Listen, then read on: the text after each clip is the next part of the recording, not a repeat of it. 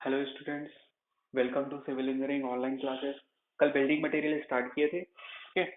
तो अब उसको आगे करते हैं। बिल्डिंग मटेरियल में हम लोग क्या पढ़ रहे थे? ब्रिक पढ़ रहे थे, ठीक है। उसको कंटिन्यू करते हैं।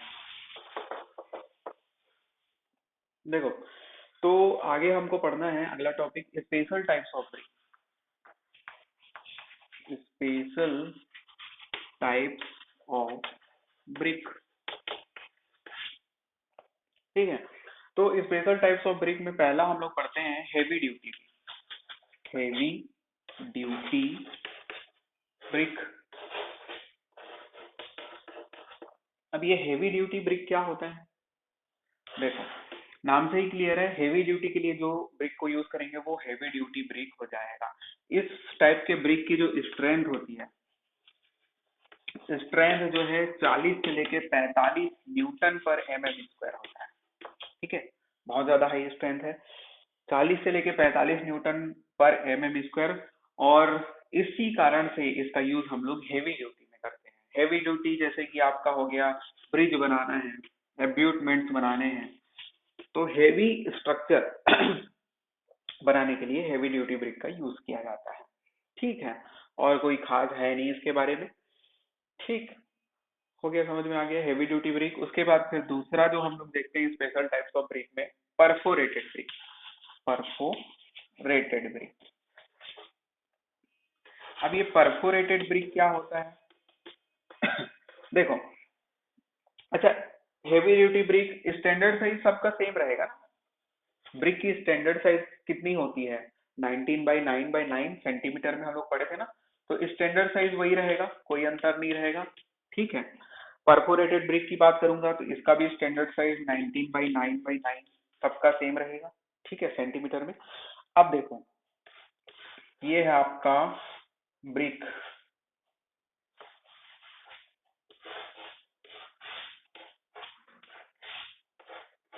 ये परफोरेटेड ब्रिक में क्या रहते हैं? पोर्स होते हैं, मतलब छेद होते हैं। अब ये छेद किस लिए होते हैं? हीट को इंसुलेट करने के लिए। तो क्या समझ में आए, ये जो परफोरेटेड ब्रिक है वो लाइट इन वेट होते हैं। क्या होता है? लाइट इन वेट होता है, हल्का होता है। और दूसरा, इस प्रकार के ब्रिक का यूज क्यों करते हैं? हीट को इंसुलेट करने के लिए। हीट कंडक्टर होता है, ठीक है। हीट का क्या होता है? कंडक्टर होता है, हीट कंडक्टर।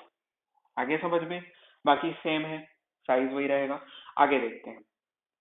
तीसरा जो स्पेशल टाइप्स ऑफ ब्रिक है वो है refractory brick. Refractory.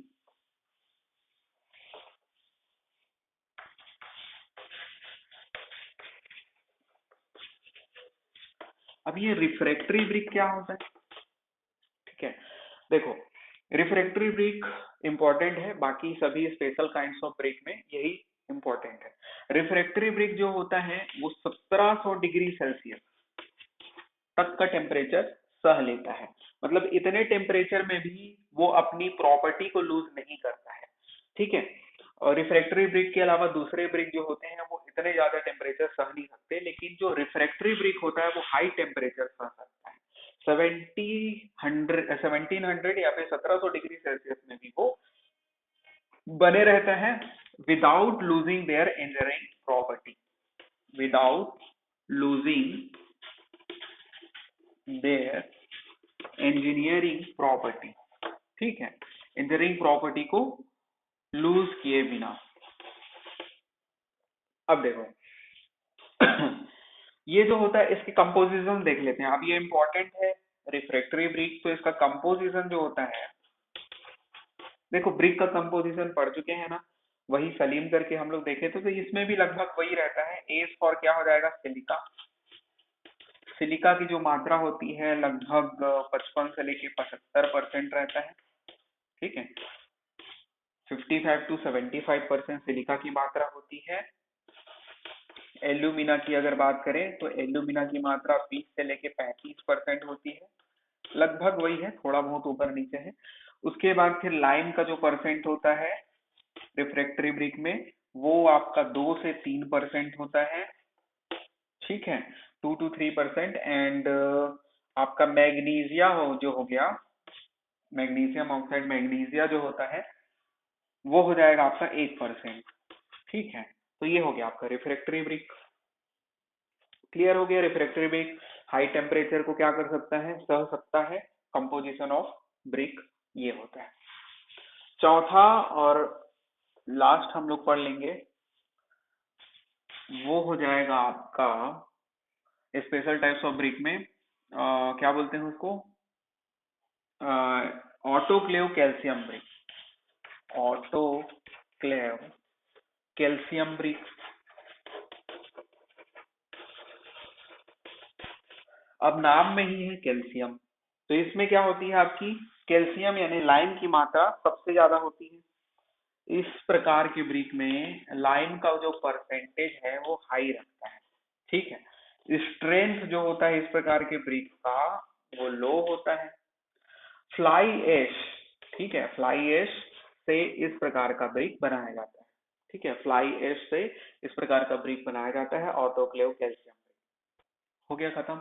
Autoclave calcium brick, नाम में है कैल्शियम, कैल्शियम मतलब लाइम की मात्रा ज्यादा होती है, स्ट्रेंथ कम होता है और फ्लाई ऐश से बनाया जाता है। अगला हेडिंग ब्रिक में हो जाएगा डिफेक्ट्स। ठीक है, ब्रिक में कौन कौन से डिफेक्ट्स हमको देखने को मिलेंगे, डिफेक्ट्स इन ब्रिक। ठीक है, पहला डिफेक्ट हो सकता है एफ्लोरेसेंस। एफ्लोरेसेंस हम लोग पढ़े हुए हैं ना, एफ्लोरेसेंस स्पेलिंग क्या है, एफ्लोरेसेंस जो भी होगा एफ्लोरेसेंस। ठीक है जो एफ्लोरेसेंस मैं कल बताया था ना, मतलब सॉल्ट, सॉल्ट के प्रेजेंस के कारण क्या होता है, एफ्लोरेसेंस आता है। ठीक है, तो देखो एफ्लोरेसेंस एक प्रकार का डिफेक्ट है। ठीक है, मतलब कि जो आपका ब्रिक का सरफेस है उसमें सॉल्ट का अपीयर होना, सॉल्ट का प्रेजेंस होना। ठीक है, व्हाइट पेचेस का आना ब्रिक में, ठीक है, वो क्या है, एफ्लोरेसेंस है। तो दूसरा डिफेक्ट हम लोग देखते हैं। दूसरा डिफेक्ट हो जाएगा आपका ब्रिक का नॉर्मल वार्पिंग का आना। ठीक है, वार्पिंग हो गया, तीसरा हो गया आपका क्रेकिंग हो गया। ये सब तो एकदम नॉर्मल चीज है। ब्रिक में क्रेक का डेवलप हो जाना, ब्रिक में एंथन का आना, एंथन मतलब समझ गया ना, वार्पिंग का डेवलप होना। उसके बाद फोर्थ नंबर हो जाएगा आपका,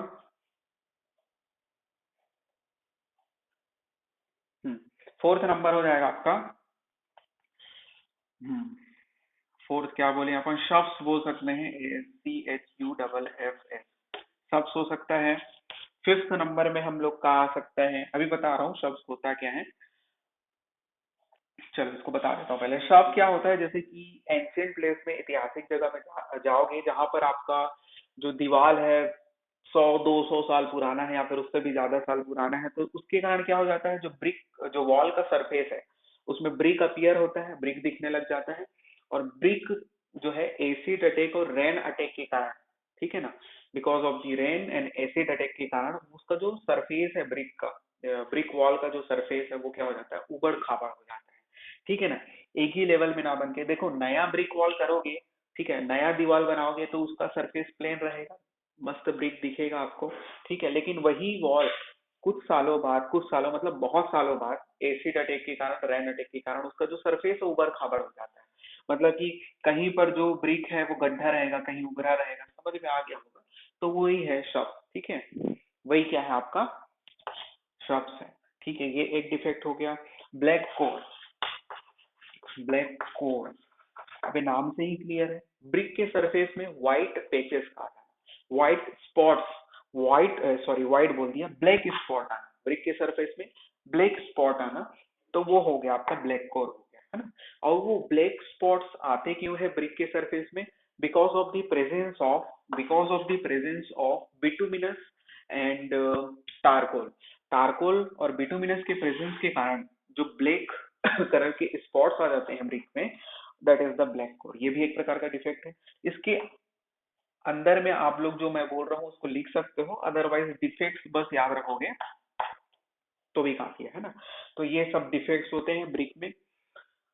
और कौन सा डिफेक्ट्स हो सकता है आपका ब्रिक में, सब्स हो गया, ब्लैक कोर हो गया, एक और हम लोग बोल सकते हैं, क्या बोल सकते हैं एक मिनट ना, ब्लिस्टरिंग। ठीक है, ब्लिस्टर या फिर ब्लिस्टरिंग।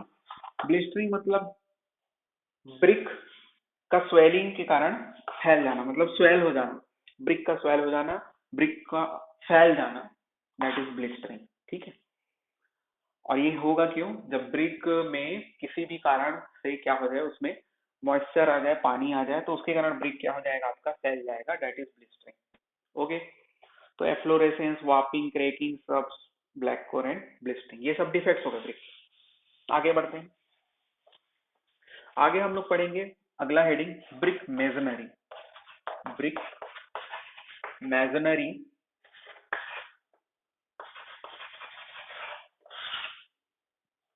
ठीक है। देखो ब्रिक मेजनरी होता क्या है,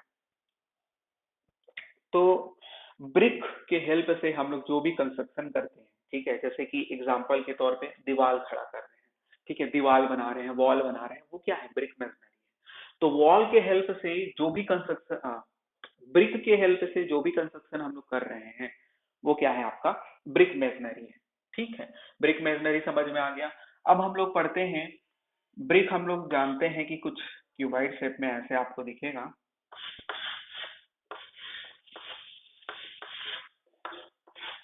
अब इस ब्रिक को मैं अगर ये आपका ब्रिक है, इस ब्रिक को अगर मैं लेटरल डायरेक्शन में, ये आपका लेटरली अगर मैं काट दिया, ठीक है, तो ये आधा लेटरली मैं काट दिया, तो इसको मैं क्या बोलूंगा, half bed brick.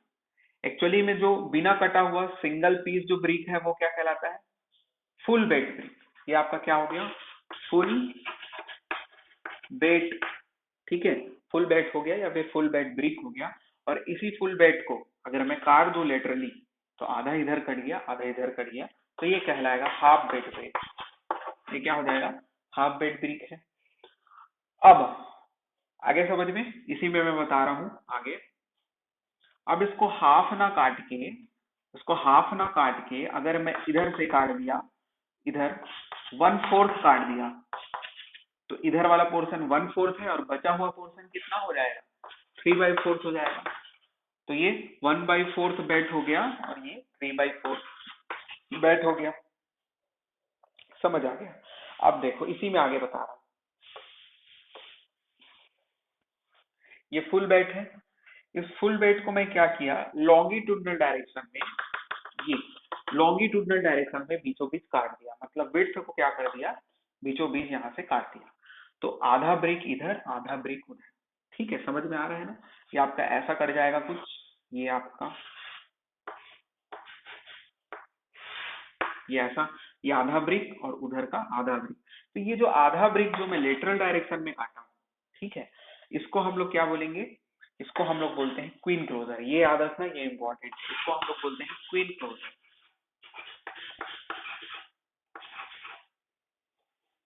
Closure, closure की क्या स्पेलिंग है ठीक है, क्वीन क्लोजर, क्वीन क्लोजर बोलते हैं। क्वीन क्लोजर कैसे काटा जाता है, उसके विड्थ में आधा लॉन्गिट्यूडनल डायरेक्शन में काट दिए, तो जो आधा पोर्शन बच रहा है that is queen closer. Okay, queen closer के बाद आगे बढ़ते हैं। अच्छा, इसी में एक और बोल सकते हैं, अब क्वीन क्लोजर को भी आधा काट देंगे ना, तो क्वीन क्वार्टर बोलते हैं उसको, वो इंपॉर्टेंट नहीं है। डायरेक्ट हम लोग बढ़ते हैं किंग क्लोजर की ओर। किंग क्लोजर क्या होता है देखते हैं।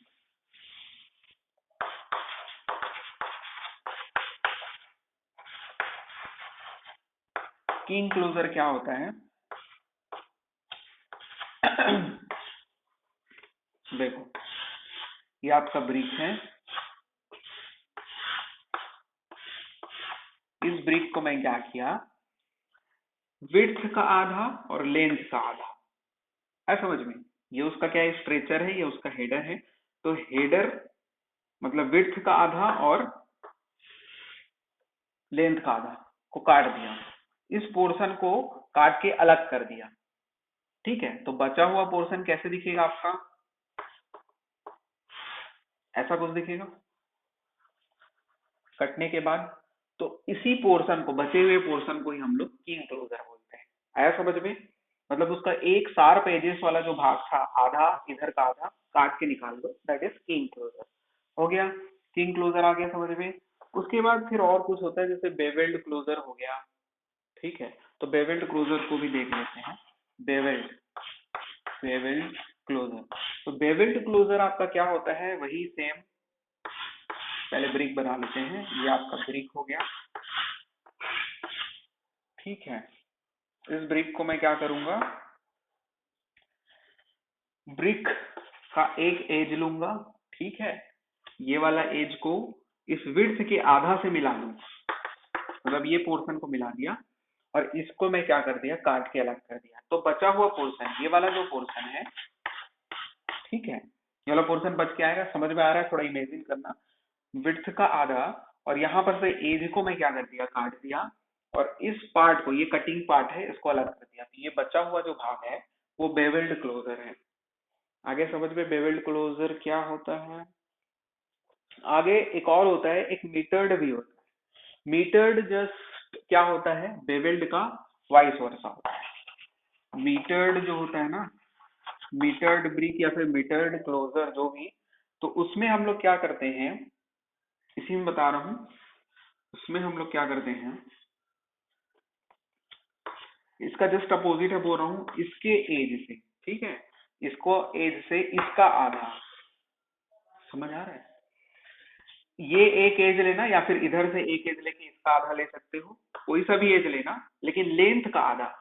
इससे पहले बेवेल्ड में विड्थ का आधा कर रहे थे, एज लेके लेंथ का आधा करना, और ये कटिंग पार्ट हो जाएगा, और फिर ये जो पार्ट बचेगा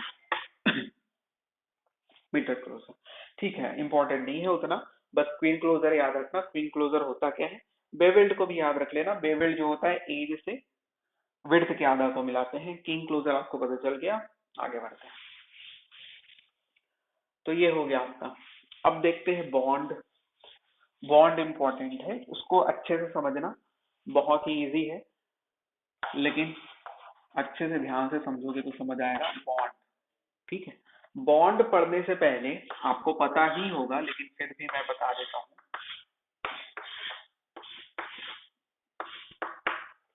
ये ब्रिक है आपका, ये ब्रिक का कहलाता है स्ट्रेचर, ये ब्रिक का कहलाता है स्ट्रेचर फेस, ये होता है हेडर, हेडर फेस, ठीक है, ये होता है टॉप, और ये होता है नीचे वाला जो नहीं लिख रहा है वो बॉटम होता है, ठीक है। ये स्ट्रेचर है, ये स्ट्रेचर, इसके पीछे भी एक स्ट्रेचर होगा, ये हेडर, इसके इधर वाला भी हेडर, मतलब दो हेडर होते हैं एक ब्रिक में, दो स्ट्रेचर होते हैं एक ब्रिक में, और ये टॉप और एक बॉटम ऑफ दी ब्रिक, ये top of the brick, bottom of the brick. Top of the brick में क्या रहता है आपका, टॉप ऑफ दी ब्रिक में क्या रहता है, फ्रॉग रहता है, ठीक है, खत्म हो गया ये, इसको जानना जरूरी था बॉन्ड पढ़ने से पहले। अब देखो बॉन्ड पढ़ते हैं। सबसे पहला जो बॉन्ड ब्रिक बॉन्ड होता है वो होता है स्ट्रेचर बॉन्ड, ठीक है। स्ट्रेचर की स्पेलिंग यही होती है ना, STRE होता है कि A होता है, ठीक, जो भी है।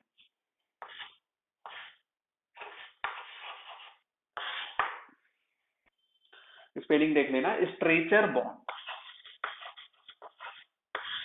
देखो स्ट्रेचर बॉन्ड में क्या करते हैं हम लोग, जब दीवार खड़ा करते हैं तो पूरा स्ट्रेचर स्ट्रेचर बिछाते जाते हैं, ठीक है, पूरा स्ट्रेचर स्ट्रेचर बिछाते जाते हैं। मान लेते हैं ये हमारा वॉल हो गया, ठीक है, नीचे से हम लोग ब्रिक डालना चालू करेंगे,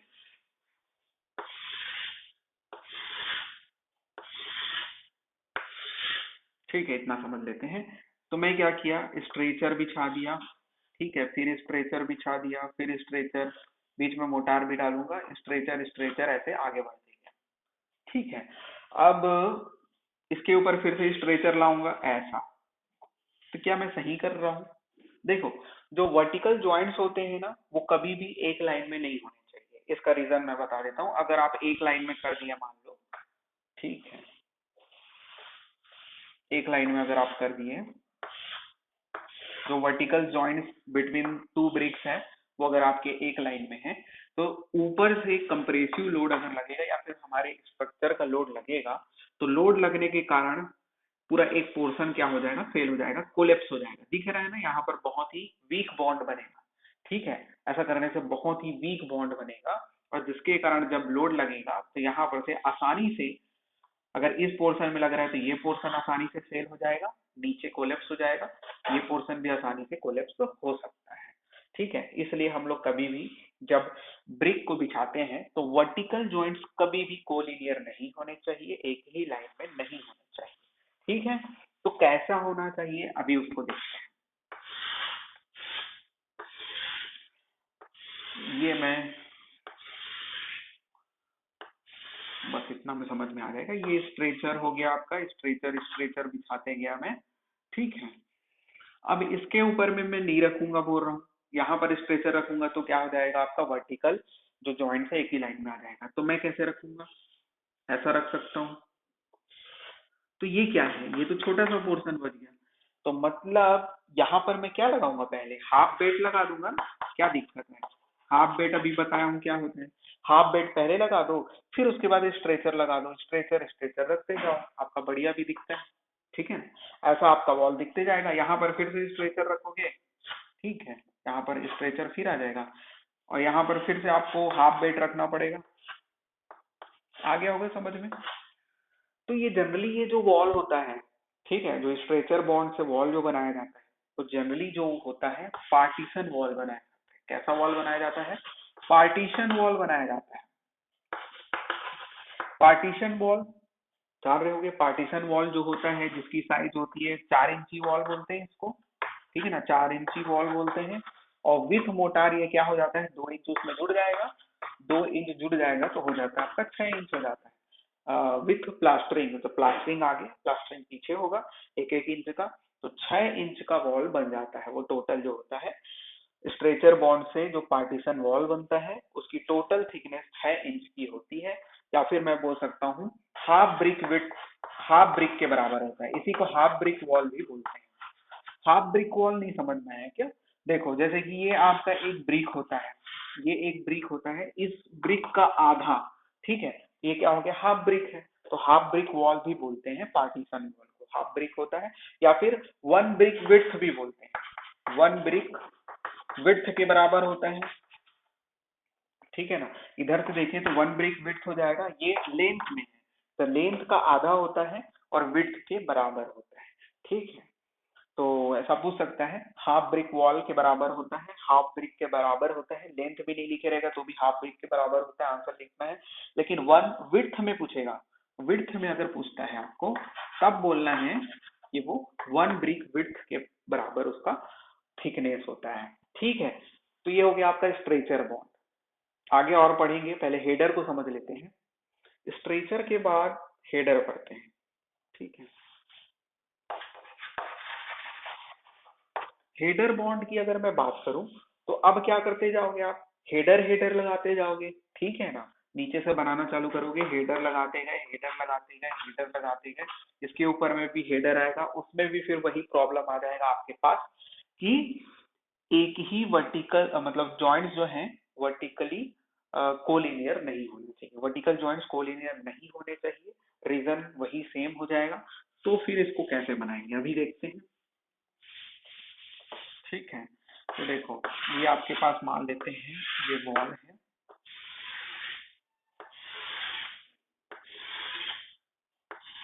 ठीक है, इतना में समझ में आ जाएगा। यहाँ पर हम लोग क्या किए, हेडर हेडर हेडर हेडर लगाते हैं, इसके ऊपर में ऐसा हेडर प्रोवाइड नहीं कर सकते, तो क्या करेंगे हम, तो क्या करेंगे, देखो क्या किया बताना, ऐसा जरूर कर सकते हैं। तो ये क्या है, ये क्या है, ये है आपका 3/4 बेड, क्या है 3/4 बेड। ये पूरा एक स्ट्रेचर है ना, 2 हेडर से मिलके पूरा स्ट्रेचर बनता है, लेकिन मैं इतना लगा दिया, ये पोर्शन लगाया ब्रिक का थोड़ा सा काट के, इतना पोर्शन 1/4 को काट दिया पूरे एक ब्रिक से, तो क्या बच गया, 3/4 वेट लगाया, फिर उसके बाद हेडर में लगा दूंगा तो कोई प्रॉब्लम नहीं। ठीक है, फिर से आपका कंटिन्यूअस फिर ऐसा हेडर हेडर आ गया। अच्छा, कई लोगों के दिमाग में आया होगा कि मैं क्वीन क्लोजर भी तो लगा सकता हूँ, यहाँ आप क्वीन क्लोजर लगा लो फिर हेडर हेडर लगा लो, तो ऐसा सही नहीं माना जाएगा। क्यों, वो हमारे बॉन्ड को, ब्रिक बॉन्ड को वीक बना देगा। क्यों, क्योंकि कभी भी क्वीन क्लोजर जो है एजेस में नहीं होते, क्वीन क्लोजर याद रखना, क्वीन क्लोजर को हम लोग कभी भी एज में प्रोवाइड नहीं करते, तो ब्रिक बॉन्ड वीक हो जाता है। इस कारण से हम लोग क्वीन क्लोजर को हेड में प्रोवाइड नहीं करते, तो ये ऐसा हम लोग कभी भी प्रोवाइड नहीं करेंगे, ऐसा प्रोवाइड कर सकते हैं। ठीक है, तो हेडर बॉन्ड समझ में आ गया है। हेडर बॉन्ड में अगर मैं बात करूं तो जो मेन वॉल बनाने के लिए घर का यूज कर सकते हैं हम लोग, 9 इंची वॉल अगर सुने होंगे, 9 इंची वॉल बोलते हैं इसको। और ये जो होता है टेक्निकल लैंग्वेज में 1 ब्रिक वॉल बोलते हैं इसको, 1 ब्रिक वॉल। ठीक है, आगे समझ में। अब देखो, अब नोट करके लिख लेना, स्ट्रेचर बॉन्ड भी पढ़ लिए, हेडर बॉन्ड भी पढ़ लिए, अब नोट करके लिख लेना जो मैं बता रहा हूँ।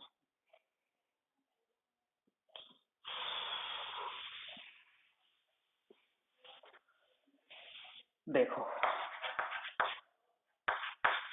पहला नोट, जो हम लोग मोटार प्रोवाइड करते हैं ना हेडर बॉन्ड में और स्ट्रेचर बॉन्ड में, देखो ये हेडर बॉन्ड है, टॉप व्यू में बना रहा है, ये टॉप व्यू है हेडर बॉन्ड का, और ये स्ट्रेचर बॉन्ड का टॉप व्यू है। ठीक है, जब मैं एक ब्रिक को बिछाने के बाद दूसरा ब्रिक में लगाऊंगा तो सरफेस एरिया इसमें ज्यादा मिल रहा है, मोटार के साथ ब्रिक का सरफेस एरिया ज्यादा है, इसमें मोटार के साथ ब्रिक का सरफेस एरिया बहुत कम है। तो इसलिए हम लोग जो दो ब्रिक के बीच में, जब मैं हेडर बॉन्ड प्रोवाइड करूंगा, दो ब्रिक के बीच में जो वर्टिकल ज्वाइंट होगा वो कम रहेगा एज कंपेयर टू दिस। समझ में आया? As compared to stretcher bond, as compared to stretcher bond, header bond में हम लोग कम मोटार प्रोवाइड करते हैं या फिर मोटार का थिकनेस कम रखते हैं। आ गया समझ में? तो लिख लेना, motor thickness provided in stretcher bond, stretcher bond should be greater than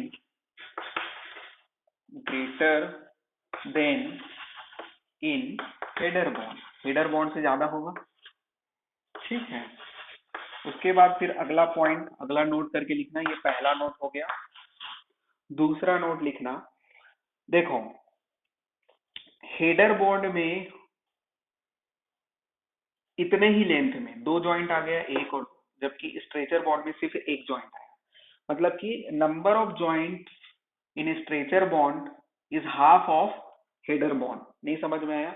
ये जॉइंट्स है ना, मैं इतने लेंथ की अगर मैं बात करूं, कितने भी लेंथ की अगर मैं बात करूं, चलो मान लो इतने लेंथ की बात करते हैं, सेम लेंथ की, तो इसमें सिर्फ दो जॉइंट आया, जबकि इसमें कितना आ गया, चार जॉइंट आ गया। ठीक है ना? तो स्ट्रेचर बॉन्ड में जितने लेंथ में जितना भी जॉइंट आता है, हेडर बॉन्ड में उतने ही सेम लेंथ में उसका डबल जॉइंट आता है। एकदम आसान सा चीज है, तो लिख लो, vertical joint, vertical joint, vertical joints in header bond is double double of stretcher bond for any length, for any particular length. ठीक है, तो ये हो गया आपका। अगला हम लोग पढ़ेंगे, देखो अब मैं क्या बोला, इसमें सरफेस एरिया कम मिलता है अपने को, स्ट्रेचर बॉन्ड में सरफेस एरिया कम मिलता है मोटार के लिए, मतलब कि ब्रिक, दो ब्रिक के बीच में जो मोटार प्रोवाइड कर रहे हैं उनका सरफेस एरिया कम है, इसलिए हम लोग क्या बोल दिए कि ज्यादा थिकनेस प्रोवाइड करते हैं। ठीक है ना, मोटार ज्यादा भरते हैं दो ब्रिक के बीच में, साधारण भाषा में। उसके अलावा should fall in plum, should fall in plum का मतलब ये है कि अल्टरनेटिव कोर्स में, ठीक है ना, अल्टरनेटिव कोर्स में क्या करते हैं हम लोग, ज्यादा मोटार प्रोवाइड करते हैं। नहीं समझ में आया? इसको नोट करके लिख लेना पहले, in stretcher bond, stretcher bond mortar, mortar provided should fall in plumb at alternative course in stretcher bond mortar provided should fall in plumb at alternative course. ठीक है, देखो अब कोर्स मतलब समझ रहे हो, ये एक कोर्स है पूरा, इसके बाद जो नीचे ब्रिक होगा वो दूसरा कोर्स हो जाएगा, साइड व्यू बना रहा हूँ, इसके बाद फिर तीसरा कोर्स हो जाएगा, ये कोर्स ऑफ, ठीक है ना, ये कोर्स कहलाता है। अब देखो, अब इसका, इसमें भी सरफेस एरिया कम मिल रहा था वर्टिकल जॉइंट्स के लिए, और जो हॉरिजॉन्टल जॉइंट, हॉरिजॉन्टल जॉइंट मतलब दो ब्रिक के बीच में ये वाला जो जॉइंट है हॉरिजॉन्टल जॉइंट है, इसमें भी तो सरफेस एरिया कम मिलेगा एज कंपेयर टू क्या हो जाएगा हेडर बॉन्ड, इसमें भी सरफेस एरिया कम मिलेगा। तो हम लोग क्या करते हैं अल्टरनेटिव कोर्स में, मतलब एक के बाद दूसरे कोर्स में थोड़ा सा ज्यादा मोटार प्रोवाइड करते हैं। समझ में आया?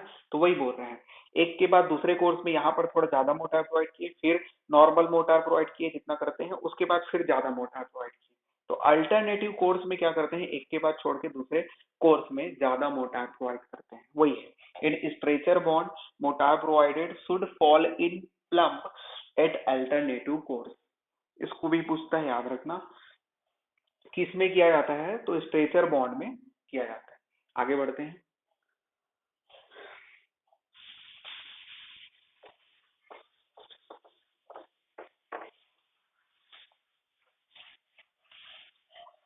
इसके बाद फिर और बहुत सारे बॉन्ड बचे हुए हैं, मतलब इंपॉर्टेंट बॉन्ड में आपका आता है इंग्लिश बॉन्ड आता है। इंग्लिश बॉन्ड पढ़ते हैं, कई लोगों को कंफ्यूजन होता है, आज सबका कंफ्यूजन दूर होगा। रटा रुटा है, सबको पता होगा, बेस्ट बॉन्ड है, ठीक है, बेस्ट बॉन्ड है।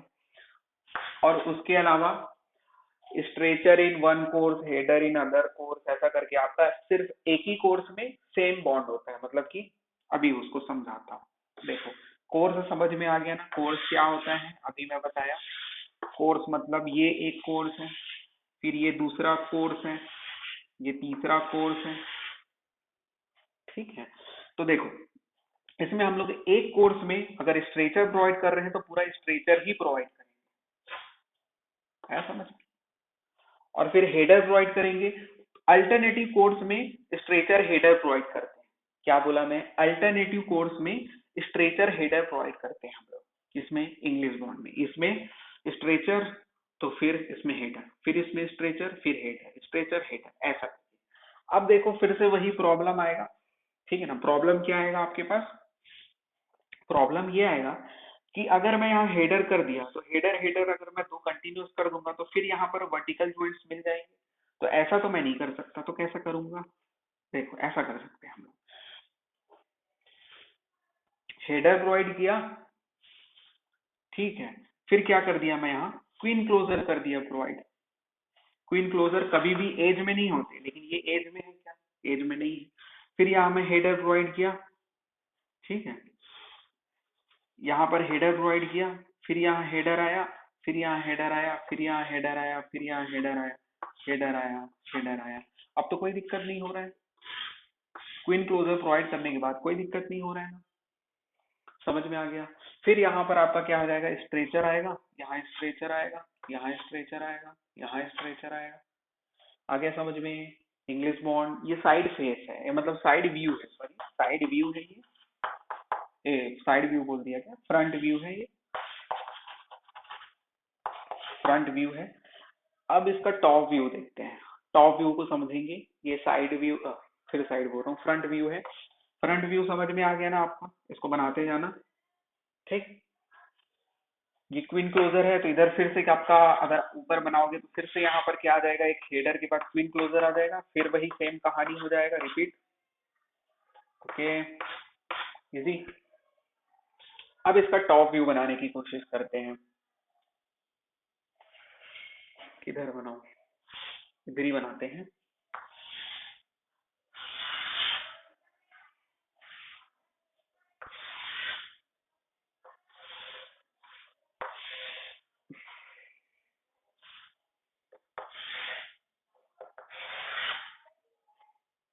ठीक है।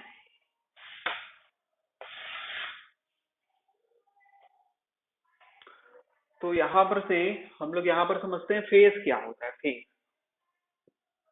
ये मान लेते हैं ये अपना वॉल है, एल जंक्शन है, वॉल का एल जंक्शन है। यहां पर ये जो है ना आपका, ये जो कहलाता है फ्रंट फेस। ठीक है, क्या बोल रहा हूं मैं, फ्रंट फेस नहीं, सॉरी फ्रंट फेस बोल दिया मैं। ये फेसिंग कहलाता है, ये फेसिंग कहलाता है, मतलब आउटर भाग दीवार का, बाहरी एक्सटर्नल भाग दीवार का वो फेसिंग कहलाता है। ठीक है, ये आपका फेसिंग है। और ये इंटरनल भाग, मतलब कि रूम का अंदर भाग। ठीक है, ये जो वॉल है ना अंदर वाला, ये कहलाता है बेकिंग। ये बेकिंग है आपका, back portion backing, front portion facing.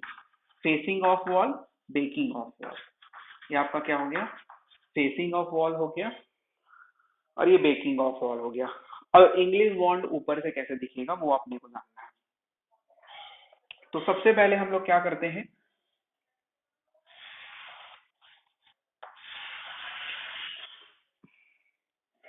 ये मान लेते हैं हम लोग स्ट्रेचर, स्ट्रेचर प्रोवाइड किए हैं। यहाँ पर स्ट्रेचर हो गया, स्ट्रेचर हो गया, स्ट्रेचर हो गया, स्ट्रेचर हो गया।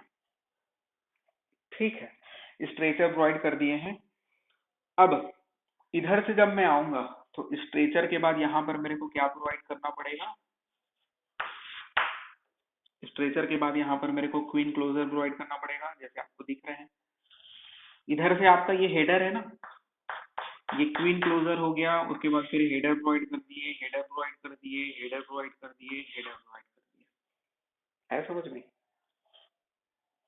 ठीक है, अब यहाँ पर क्या करोगे, ये स्ट्रेचर है। अब इधर आपका हेडर आएगा, इधर हेडर आएगा, फिर यहाँ पर आपका क्या आ जाएगा, आपका हेडर आएगा, फिर यहाँ पर क्वीन क्लोजर आएगा।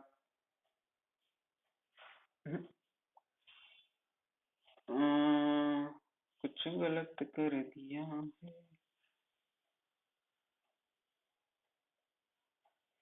ठीक है ना, ऐसा मत प्रोवाइड करना,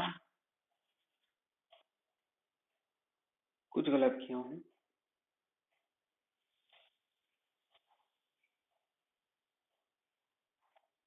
चलो एक और बना के देखता हूँ।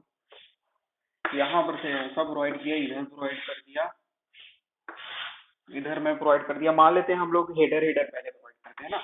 यहाँ पर मैं मान लेता हूँ हेडर प्रोवाइड किया, तो यहाँ पर आपका क्या आ जाएगा, क्वीन क्लोजर आ जाएगा, है ना। हेडर में क्वीन क्लोजर आता है। अच्छा ये टॉप व्यू है ना यार, मैं कुछ भी बना रहा हूँ। अच्छा इसको रहने दो, अभी इसको मैं कल अच्छे से बता दूंगा। अभी बस इतना याद रखना, वैसे ये सब समझने के लिए बता रहा था, इसका पूछता नहीं है। पूछेगा सिर्फ क्या, कि इंग्लिश बॉन्ड सबसे बेस्ट बॉन्ड होता है। इंग्लिश बॉन्ड में अल्टरनेटिव कोर्स में क्या होता है, आपका स्ट्रेचर हेडर होता है। उसके अलावा आपको याद रखना है कि फेसिंग और बेकिंग दोनों में आपका क्या होता है, इंग्लिश बॉन्ड ही होगा। मतलब कि एक कोर्स में हेडर हेडर है, तो एक कोर्स में स्ट्रेचर। टॉप व्यू से सिर्फ ये समझ सकते हो आप, इधर आपको क्या दिख रहा है, स्ट्रेचर दिख रहा है। इधर से मैं देखूंगा तो एक कोर्स में सिर्फ स्ट्रेचर ही दिख रहा है ना, ये टॉप व्यू है। इधर से मैं खड़े होकर देख रहा हूँ तो ये आपको स्ट्रेचर दिख रहा है, और इधर से मैं देखूंगा तो हेडर ही दिख रहा है, सिर्फ हेडर एक तरफ। ठीक है, अभी देखो यहाँ पर से मैं हेडर इस तरफ, हेडर इस तरफ, स्ट्रेचर स्ट्रेचर क्यों है, ऐसा अगर बोलोगे तो यहाँ पर से आपका स्ट्रेचर आ रहा था, इधर दीवार के लिए ये आपका हेडर हो गया। इस दीवार के लिए स्ट्रेचर था, लेकिन इस दीवार के लिए हेडर हो गया। तो हेडर के बाद फिर मैं हेडर प्रोवाइड करूंगा, तो यहाँ पर क्वीन क्लोजर नहीं लगाना पड़ेगा, जैसे हम लोग लगा रहे थे क्वीन क्लोजर। क्यों, ये क्वीन क्लोजर लगाने का मकसद ये है कि इसके नीचे जो वर्टिकल जॉइंट है वो एक ही लाइन में ना हो। ठीक है, मेरे को यकीन है कि आप लोगों को समझ में नहीं आ रहा है, तो इसको मैं कल फिर से बता दूंगा अगर जरूरत महसूस हुआ तो, अदरवाइज नहीं बताऊंगा। ठीक है, बता दूंगा, चलो ठीक है, इसको कल अच्छे से बता दूंगा। अभी तो बस इतना याद रखना, इंग्लिश बॉन्ड जो है आपका अल्टरनेटिव कोर्स में क्या होता है, हेडर स्ट्रेचर होता है, सबसे स्ट्रॉन्गेस्ट बॉन्ड होता है। फ्लेमिश बॉन्ड की कंपैरिजन में ज्यादा स्ट्रांग होता है, और बाकी सभी बॉन्ड में भी सबसे ज्यादा स्ट्रॉन्गेस्ट होता है। ठीक है, उसके बाद फिर हम लोग फ्लेमिश बॉन्ड देखते हैं। फ्लेमिश यही होता है ना। ठीक है, देखो फ्लेमिश बॉन्ड की अगर मैं बात करूं तो फ्लेमिश बॉन्ड जो होता है सेकेंड बेस्ट होता है। देखो फ्लेमिश बॉन्ड जो होता है इसमें अल्टरनेटिव कोर्स बोल दिया क्या, सेम कोर्स में, ठीक है ना, सेम कोर्स में क्या होता है, स्ट्रेचर हेडर दोनों होता है। फ्लेमिश बॉन्ड में सेम कोर्स में स्ट्रेचर हेडर होते हैं, ठीक है। उसको हम लोग समझ लेते हैं कैसे। ये आपके पास क्या है, वॉल हो गया। इस वॉल में क्या कर दिया मैं, नीचे से अगर मैं चालू कर रहा हूँ तो स्ट्रेचर हेड, ठीक है, थोड़ा बड़ा, उसके बाद हेड स्ट्रेचर हेड ऐसा करके प्रोवाइड करते हैं। अब इसके ऊपर में फिर से हम लोग क्या करेंगे, स्ट्रेचर हेडर प्रोवाइड करेंगे। आप बोल रहे हो पहले हेडर प्रोवाइड कर दो फिर स्ट्रेचर कर दो, तो ऐसे में फिर से अपने को दिख रहा है कि वही प्रॉब्लम आ गया, वर्टिकल जॉइंट एक ही लाइन में आ रहे हैं। तो हम लोग इसमें करते क्या है, पहले हेडर तो करते हैं प्रोवाइड, हेडर के बाद क्या कर देते हैं, अगर मैं कर दूं क्वीन क्लोजर प्रोवाइड, ठीक है ना, हेडर के बाद क्या कर दिया मैं, क्वीन क्लोजर प्रोवाइड कर दिया, उसके बाद बात बन जाएगा, ठीक है। यहाँ पर फिर आपका क्या आ जाएगा, स्ट्रेचर आ जाएगा, ये क्वीन क्लोजर है, ठीक है। ये क्या है आपका क्वीन क्लोजर है, ये आपका हेडर है, फिर स्ट्रेचर आ गया, फिर यहाँ पर हेडर आ जाएगा, फिर स्ट्रेचर आ जाएगा, हेडर आ जाएगा, फिर स्ट्रेचर आ जाएगा, ऐसा करके आप लोग चलते जाएंगे, ठीक है। यहाँ पर फिर से अपना ये वाले कोर्स में क्या हो जाएगा, फिर हेडर स्ट्रेचर अल्टरनेटिव आ जाएगा। यहाँ पर हेडर मतलब stretcher head stretcher head stretcher ऐसा करके बढ़ रहेगा। तो अल्टरनेटिव कोर्स में क्या आ जाएगा आपका, ट्विन क्लोजर आते जाएगा अल्टरनेटिव कोर्स में, है ना। तो इसमें आपको समझने लायक क्या है, ये तो आपका फ्रंट व्यू हो गया, ये आपका क्या हो गया, फ्रंट व्यू हो गया, ठीक है। साइड व्यू की अगर मैं बात करूं मतलब टॉप व्यू की अगर मैं बात करूं, तो फिर से मैं दोनों का टॉप व्यू कल ही बता दूंगा, ठीक है, अभी नहीं बताता। इंग्लिश बॉन्ड का फ्लेमिश बॉन्ड का दोनों का टॉप व्यू में कल बता दूंगा, ठीक है। अभी फ्रंट व्यू को समझ लो और इतने में ही काम बन जाते हैं, ठीक है, यकीन करो वो टॉप व्यू जरूरत नहीं है, लेकिन उसको इसलिए बता दूंगा कि ताकि समझ में आए, है ना, बाकी और कोई रीजन नहीं है। तो फ्लेमिश बॉन्ड जो होता है सेम कोर्स में क्या होता है आपका, हेडर स्ट्रेचर होता है, जैसे कि आपको दिख रहा होगा डायग्राम में। और फ्लेमिश बॉन्ड दो प्रकार का होता है, एक होता है सिंगल फ्लेमिश और एक होता है डबल फ्लेमिश। एक क्या होता है, डबल फ्लेमिश बॉन्ड। अब इसमें क्या होता है देखते हैं, सिंगल फ्लेमिश बॉन्ड को इस तरह मैं बता दूंगा, डबल को उस तरह बता देता हूँ, है ना। सिंगल फ्लेमिश बॉन्ड की अगर मैं बात करूँ,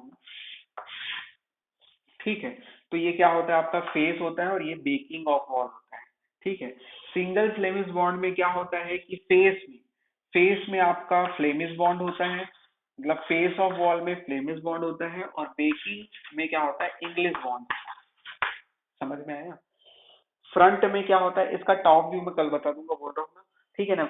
ये जो फ्लेमिश बॉन्ड होता है, फेसिंग में फ्लेमिश बॉन्ड जैसे दिखता है अपने को, मतलब फ्लेमिश बॉन्ड होता है, और बेकिंग में इंग्लिश बॉन्ड होता है।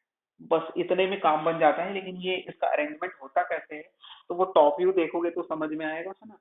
तो उसको मैं कल बता दूंगा। फ्लेमिश बॉन्ड हो गया और इधर क्या हो गया, इंग्लिश बॉन्ड हो गया, ठीक है। और उसके बाद फिर इधर हम लोग देखें डबल फ्लेमिश बॉन्ड की अगर मैं बात करूं, तो उसके फेसिंग में और बेकिंग में दोनों में क्या होता है आपका, फेसिंग में और बेकिंग में दोनों में फ्लेमिश बॉन्ड ही होता है। डबल फ्लेमिश बॉन्ड इसलिए बोलते हैं क्योंकि फेसिंग में और बेकिंग में दोनों में फ्लेमिश बॉन्ड होता है, और इसमें फेसिंग में फ्लेमिश और बेकिंग में इंग्लिश बॉन्ड होता है, ठीक है। ये जो सिंगल फ्लेमिश बॉन्ड है, इसकी जो विड्थ होती है 1 पॉइंट मतलब 1.5 ब्रिक के बराबर होता है। इस वॉल की जो थिकनेस होती है, सिंगल फ्लेमिश बॉन्ड की जो थिकनेस होती है 1.5 ब्रिक विड्थ के बराबर होती है। जबकि डबल फ्लेमिश बॉन्ड, देखो कंफ्यूज मत होना, ये डबल लिखा है डबल फ्लेमिश बॉन्ड, लेकिन इसकी जो थिकनेस होती है इस वॉल की, वो 1 ब्रिक वॉल के बराबर होती है, या फिर 1 ब्रिक के बराबर होती है, ठीक है। ब्रिक की जो थिकनेस होती है, इस वॉल की जो थिकनेस होती है डबल की, वो 1 ब्रिक के बराबर होती है, ठीक है। कंफ्यूज मत होना, ये 1.5 ब्रिक और ये 1, बस इतने में काम बन जाएगा। फ्लेमिश बॉन्ड और इंग्लिश बॉन्ड दोनों में strongest English bond. Flemish bond दिखने में ज्यादा अच्छा, ठीक है, दिखने में ज्यादा अच्छा कौन है, तो फ्लेमिश बॉन्ड का जो एक्सटीरियर लुक आता है वो ज्यादा अच्छा होता है फ्लेमिश बॉन्ड का। ठीक है, इकोनॉमिकल ज्यादा कौन होता है, मतलब थोड़ा सस्ता, तो फ्लेमिश बॉन्ड होता है। इन दोनों में कंपेयर अगर करोगे तो। ठीक, बस हो गया, बॉन्ड खत्म हो गया। अब अगला टॉपिक पढ़ते हैं जल्दी से।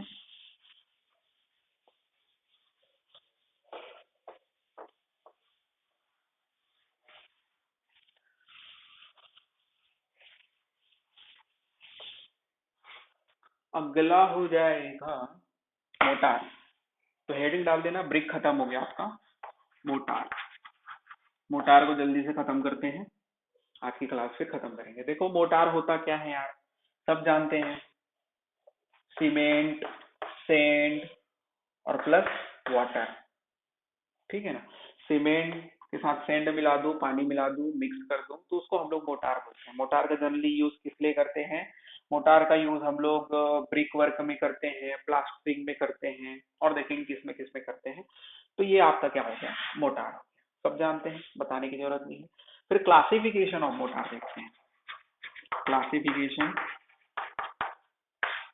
मोटार का क्लासिफिकेशन अगर मैं देखूं तो पहला जो होता है आपका, पहला होता है वही सीमेंट मोटार हो जाएगा, सीमेंट मोटार होता है। दूसरा जो होता है लाइम मोटार होता है, लाइम मोटार। तीसरा जो होता है जिप्सम मोटार होता है, जिप्सम मोटार। चौथा जो होता है गेज्ड, गेज्ड स्पेलिंग क्या है, गेज्ड, जो भी बोलते होंगे, तो वो क्या हो जाएगा आपका। ये जो गेज्ड मोटार जो मैं बोल रहा हूँ ना, वो एक्चुअली में होता क्या है पता नहीं, स्पेलिंग ये है कि ए इधर या यू इधर या फिर ऐसा ही है, सेम स्पेलिंग है ना, जो भी है। जो गेज्ड मोटार जो होता है ना, वो लाइम प्लस सीमेंट दोनों होता है इसमें, लाइम प्लस सीमेंट दोनों होता है। तो वो क्या हो गया, सीमेंट मोटार सीमेंट से बनेगा, लाइम मोटार लाइम से, जिप्सम मोटार में जिप्सम मिला दिया जाता है, और गेज्ड मोटार क्या होता है आपका, जिप्सम मोटार में जिप्सम नहीं, सीमेंट तो रहेगा ही, cement plus sand plus gypsum मिला देंगे तो वो जिप्सम मोटार हो गया। गेज्ड मोटार में लाइम प्लस सीमेंट दोनों मिला होता है। ठीक है, तो आपको एग्जाम में ऐसा पूछ सकता है, निम्नलिखित में से कौन सा क्या है आपका मोटार का टाइप नहीं है, मोटार का क्लासिफिकेशन नहीं है। तो ये चारों है, इसमें से जो भी पांचवा रहेगा वो नहीं है, याद रखना। ठीक है, तो ये चार क्या होते हैं, मोटार के क्लासिफिकेशन है। अगर मैं वेट के हिसाब से क्लासीफाई करूँ, वेट के हिसाब से, तो एक लाइट मोटार होता है और एक हेवी मोटार होता है। ठीक है, लाइट मोटार जो होता है वो 15 किलो न्यूटन, इसकी जो यूनिट वेट है, यूनिट वेट के टर्म में हम लोग क्या करते हैं, क्लासिफाई करते हैं। यूनिट वेट सॉइल में पढ़े हैं, यूनिट वेट जो होती है, अगर मोटार की यूनिट वेट 15 से कम है, 15 किलो न्यूटन पर मीटर क्यूब से कम है, तो वो क्या हो गया आपका, लाइट मोटार हो गया। लेकिन यूनिट वेट अगर ग्रेटर देन और इक्वल टू क्या हो गया, 15 किलो न्यूटन पर मीटर क्यूब, तो ये क्या कौन सा मोटार हो जाएगा आपका, इसको ऐसा कर लेना। ठीक है, इक्वल टू और लेस देन, और ये ग्रेटर देन कर लेना। इक्वल टू और लेस देन रहेगा तो ये क्या हो जाएगा, लाइट मोटार हो जाएगा, और ग्रेटर देन 15 किलो न्यूटन पर मीटर क्यूब रहेगा तो हेवी मोटार हो जाएगा।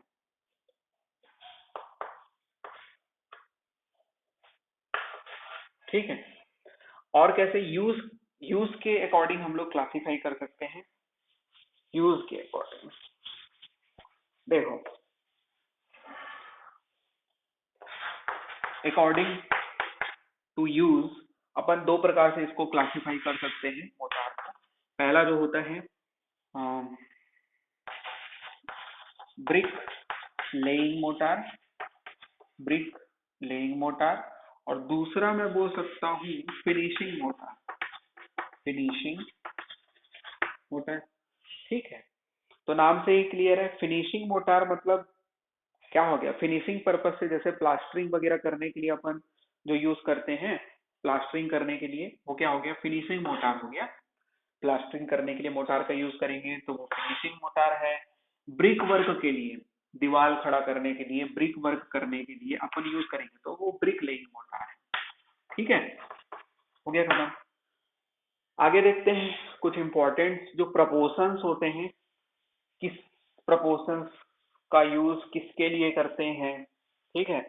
तो जैसे कि लिखते जाना नोट करके, अगर मैं बोलूं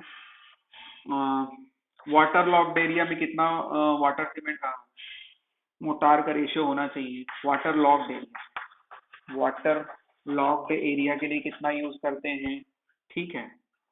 और क्या बोल दूंगा मैं, रैनफोर्स्ड ब्रिक वर्क, रैनफोर्स्ड ब्रिक वर्क के लिए कितना यूज करते हैं, नॉर्मल ब्रिक वर्क के लिए कितना यूज करते हैं, नॉर्मल ब्रिक वर्क के लिए इधर आप लोग प्रपोर्शन लिखेंगे, ठीक है।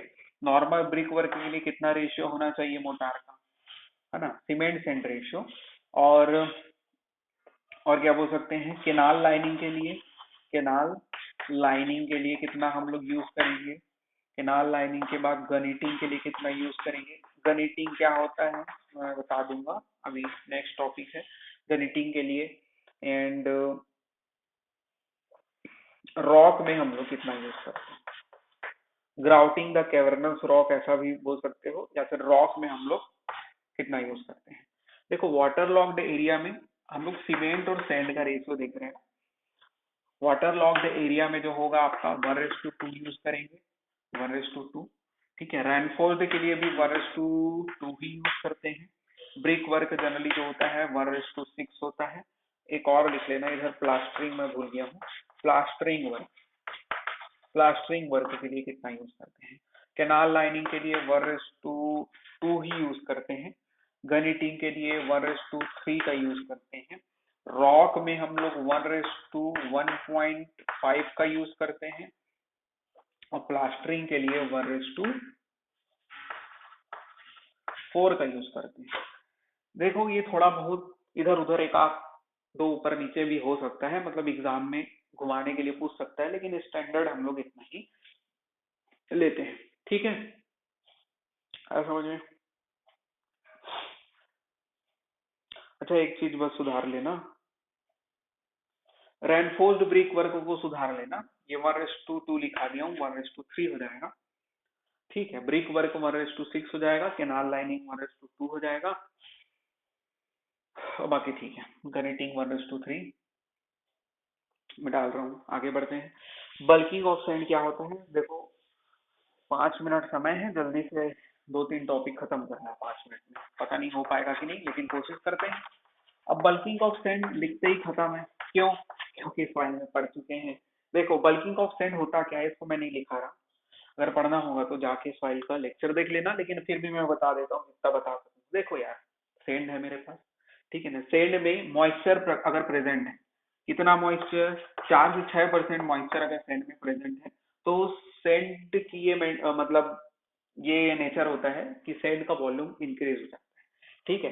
सैंड का वॉल्यूम अगर उसमें 4 से 6% वाटर कंटेंट प्रेजेंट है सैंड में, तो उसकी वॉल्यूम इंक्रीज हो जाती है। क्यों, क्योंकि जो सैंड के पार्टिकल्स हैं उस पार्टिकल्स के अराउंड क्या हो जाते हैं, फिल्म ऑफ वाटर आ जाता है, ठीक है। फिल्म बन जाता है, वाटर का फिल्म कणों में बन जाते हैं, सैंड के कणों में वाटर के फिल्म डेवलप हो जाते हैं, जिसके कारण सैंड का जो मैक्सिमम वॉल्यूम होता है, मैक्सिमम वॉल्यूम वो इसी वाटर कंटेंट में होता है।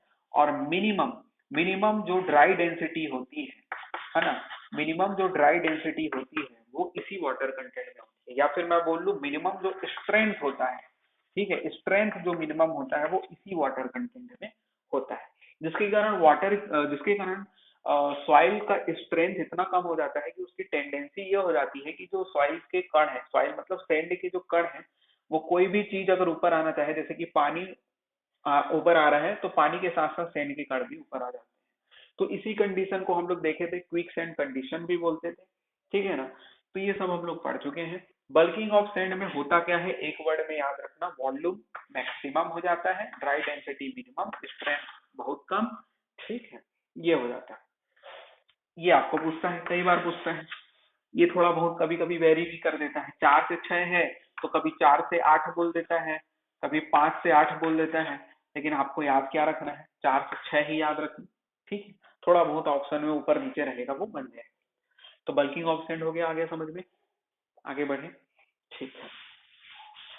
बल्किंग ऑफ सैंड के बाद पढ़ते हैं function of sand in motor. Motor में जो सैंड होता है उसका काम क्या होता है, सही बात है। देखो क्या होता है पता भी तो होना चाहिए ना, तो फंक्शन ऑफ सेंड, एक तो पहली बात याद रखना 3s, 3s मतलब एक एस का मतलब होता है श्रिंकेज प्रोवाइड करता है, श्रिंकेज। दूसरे एस का मतलब हो जाएगा स्ट्रेंथ, और तीसरे एस का मतलब होता है सेटिंग। ये 3 काम होते हैं, और उसके अलावा एक काम क्या होता है, बल्क। अभी हम लोग पढ़े बल्किंग ऑफ सेंड, तो बल्क प्रोवाइड करना। ये 4 फंक्शन होते हैं सेंड के मोटार में, shrinkage, strength, setting and bulk. हो गया। उसके बाद लास्ट टॉपिक पढ़ते हैं गनिटिंग क्या होता है। क्या पढ़ रहे हैं हम लोग, गनिटिंग। गनिटिंग, देखो गनिटिंग क्या होता है। सबसे पहली बात याद रखना, रिपेयर पर्पस, रिपेयर पर्पस। और किसके repair, concrete, concrete work, concrete work के रिपेयर पर्पस से हम लोग गनीटिंग का यूज करते हैं। ठीक है, जैसे एग्जांपल हम लोग ले सकते हैं, जैसे कि आपका सीलिंग है, ठीक है ना, उससे अपना क्या हो जाता है, उसका जो नीचे का जो कंक्रीट है वो झड़ गया, तो क्षण दिखने लग जाता है, देखना कभी छत से या फिर कहीं पर भी कॉलम है वहां पर से, तो उसको फिर से रिपेयर करना है, तो वो किससे होगा, गनीटिंग से होगा। गनीटिंग में आपको मैं पहले बता चुका हूँ, जो मोटार का रेशियो रखते हैं वो 1:3 का रखते हैं। ठीक है, 1:3 का रखते हैं। अभी मैं बताया जब रेशियो बता रहा था तो प्रपोर्शन में। और अब क्या करते हैं, अपने पास एक गन टाइप का ही इंस्ट्रूमेंट होता है, नाम से ही क्लियर है गनीटिंग। तो एक गन टाइप का इंस्ट्रूमेंट होता है, उसमें मोटार को डालते हैं और फिर उससे अपन क्या करते हैं, अटैक करते हैं। अरे नॉर्मल भाषा में अगर देखा जाए, कभी प्लास्टरिंग वर्क होते हुए देखे होंगे, दीवार का प्लास्टरिंग वर्क, तो मिस्त्री क्या करता है, करनी से या फिर शॉवेल से क्या करता है, मोटार को लाता है और छप से मारता है दीवार में। ठीक है, गनेटिंग करना बोलते हैं उसी को। वो क्या हो गया आपका, वो मतलब ह्यूमन के द्वारा गनेटिंग किया जा रहा है। इसमें क्या करते हैं, कंक्रीट वर्क में आपको करना है गनेटिंग, तो उसके लिए क्या होता है आपका, एक नोजल, मतलब गन होता है, उस नोजल से क्या निकलता है आपका, ये मोटार निकलेगा और जाके फिर उसको अटैक करेगा। देखो, तो होता क्या है, जो गन का नोजल है, गन का नोजल है, नोजल ऑफ गन, इसका जो डिस्टेंस रखते हैं हम लोग, जहां पर भी अपने को गनेटिंग करना है, वहां पर से डिस्टेंस हम लोग कितना प्रोवाइड करेंगे, 75 से 85 सेंटीमीटर में हम लोग क्या करते हैं, गनेटिंग करते हैं। मतलब यहाँ गनेटिंग करना है तो मैं 75 से 85 सेंटीमीटर में अपना इंस्ट्रूमेंट रखूंगा और फिर उसको क्या करूंगा, उसमें अटैक करूंगा। तो अटैक करूंगा तो उसमें भरा क्या रहेगा, ये मोटार 1:3 में, और स्पीड कितनी होती है उस नोजल से निकलने की, जो मोटार की स्पीड रखते हैं 120 से लेके 160 मीटर पर सेकेंड की स्पीड। ठीक है, अटैक करते हैं। आ गया समझ में। फिर से मैं बता देता हूँ, गनीटिंग में सबसे इंपॉर्टेंट तो यही है, रिपेयर पर्पस, कंक्रीट वर्क के रिपेयर के लिए यूज करते हैं। रेशियो दूसरा बहुत इंपॉर्टेंट है, 1:3 का रेशियो रहता है गनीटिंग में। करते क्या है, तो गन का जो नोजल होता है उसको 75 से 85 सेंटीमीटर डिस्टेंस पे रखते हैं, जहां पर भी अपने को गनीटिंग करना है वहां पर से। और स्पीड जो होता है अटैक करने का, वो 120 से 160 मीटर पर सेकेंड का होता है। और इस प्रकार से आपका मोटार भी कंप्लीट होता है। ठीक है, तो आई होप कि आपको समझ में आया होगा। बाकी नेक्स्ट क्लास में पढ़ेंगे। Thank you.